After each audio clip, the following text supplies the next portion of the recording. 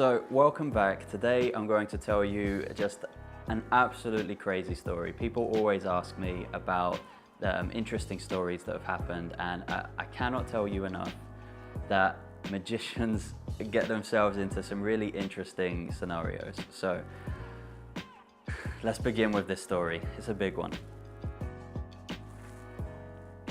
So a friend of mine wanted to introduce me to one of the famed Rockefellers for quite a long time. Eventually, I had an event in London that I was booked for. That actually fell through, but I still had the tickets booked to go to London. So I went there anyway. You never know what's going to happen in London. So I went there just for the opportunity to do some work. And I ended up meeting up with a young French guy who I'd met at an event previously. This young French guy, interesting guy, his dad was a bodybuilder back in the 80s, and now he's doing some campaigns around fitness. So we're having lunch. He ends up saying that the Rockefeller Mel, whose real name is James Mel Rockefeller, he turns up at the end of lunch, pays for everything, insists on having a drink together. And then I say, it was nice to meet you, Mel. I have to go back. I live up north. I don't live in London, and I have a train to catch. So he ends up saying, stay, I'll pay for a hotel. I say to myself, what's the worst that could happen? Let's stay in London, see what happens. He takes me over to the Maze, Gordon Ramsay's restaurant in Chelsea. We end up sitting down with a huge bag of toys from Hamleys with a lady, a Swedish lady, who's a first pilot for commercial airlines. Now, already, this lady is stunning. She's there with her mum, who's over from Sweden. We have toys on the table.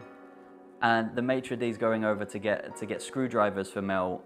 And we have, the lady is talking about a separation that she's going through and saying how many millions it's cost in lawyer fees.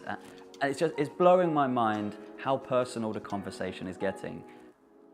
While at the same time, I have furry pigs doing backflips on the restaurant table. So I'm trying to take this in. Eventually, the dinner finishes, we head over to the Hilton on Park Lane. We buy a round of drinks. Here's where it starts to get weird. Mel starts talking about helping out young boys, and he starts talking about Harvey Weinstein. This was over a year before the news came out about Harvey Weinstein and what was happening in Hollywood, right? So in my mind, I'm taking it with a pinch of salt, and I'm thinking, maybe some of this is true, Hollywood's crazy, but probably a lot of it is not quite accurate. The guy comes over from the bar, says it's last orders. Mel ends up buying about £200 worth of drinks. So we're sat there with a full table of drinks. It's about 1 a.m., 2 a.m. We're all drunk apart from Mel, who wasn't drinking. By this point, my mind is blown by what he's telling me about lots of actors and actresses in Hollywood, and the kind of stories that he's telling me are very interesting stories that ended up coming out in the news, and I couldn't believe it. So we ended up going to his hotel.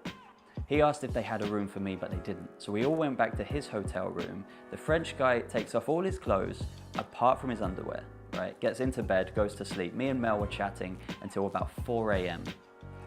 And here's where it gets really weird. So just as I'm leaving, Mel takes off all of his clothes, completely naked. And in my mind, I'm panicking a bit. And I'm thinking, what do I do in this situation? So I say, Mel, it was nice to meet you. I get my Uber, I go over to my hotel, and he sends me the weirdest text message in the morning. I'll see if I can get it up on screen for you to have a look at.